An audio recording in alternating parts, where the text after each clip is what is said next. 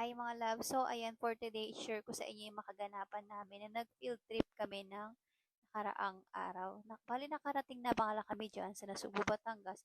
At eto nga, binigyan muna kami ng sticker ni Kuya bago kami bumaba. At hindi daw pwede mawala yun kasi kapag nawala daw, is hindi namin alam kung saan kaming bus. At hindi ko din naman in-expect na malamig pala dito. Ang suot ko lang dyan is naka-jacket lang din ako. Then naka-tube pa nga, o diba? Ramdam na ramdam ko talaga yung lamig ng Batangas.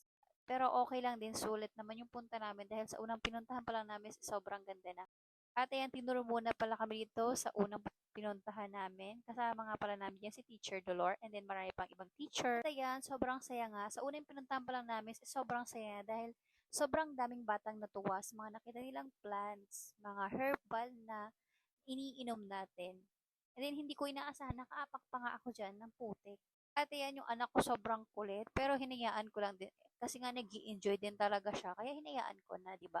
Hindi naman to lagi, once a year lang naman tong field trip. And then ayan, sabi niya gusto daw niya mag-swimming. Hoy, hindi tayo mag-swimming dito.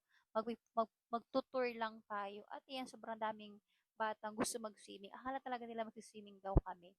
Then ito na nga pala yung next na pinuntahan namin, yung I think pupunta kami dito sa mga animals. Then, unting picture-picture, then butterfly. Sobrang dami namin pinuntahan. Ito, papakita ko na lang din sa inyo. Eto nga, pababa na nga kami dito sa sunod na pupuntahan namin. Then ako na lang din nag-video sa sarili ko kasi nga wala na magbibideo kundi ako lang. Siyempre kami lang naman ang anak ko. Paano niya mabibidyohan? Tamang takbo lang din siya kasi tuwang-tuwa nga sa mga nakikita niya. Then ito nga pala yung next na pinuntahan namin. Itong nakita namin ditong mga animals. Itong the bar house. Nakakita nga pala kami dito ng napakalaking ostrich. O, di ba, mas mataas pa sa akin. Tapos, ayan, iba't ibang hayop pa nga. O, di ba? Dito ko lang talaga to nakita mga hayop na to. At yan, may kambing. At yan yung anak ko. Nahulaan niya pa nga kung anong tawag dyan. Napakagaling. Ako hindi ko alam. Then ito, naawa ko sa baka kasi nga nagluluha yung mata niya. And next nga pala ito, sobrang daming kaganapan. Hindi ko na ma-assign nyo. At yan, himawa pa siya ng uod dyan. Pero takot din. Then ito, next nga pala yung butterfly. Hindi ko na nakuna ng buo yan kasi nga nalobat na yung cellphone ko. Then ito yung mga next na pinuntahan namin. Sobrang dami kaganapan. Halos hindi ko na sa inyo maisa-isa yan.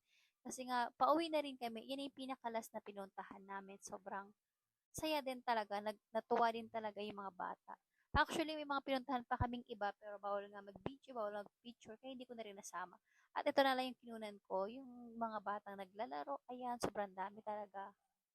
At ayan, panoorin nyo na lang din. At ito nga yung anak ko, nakahingi nga din siya talaga ng, sabi yung sa Squid Game na asukal na matamis.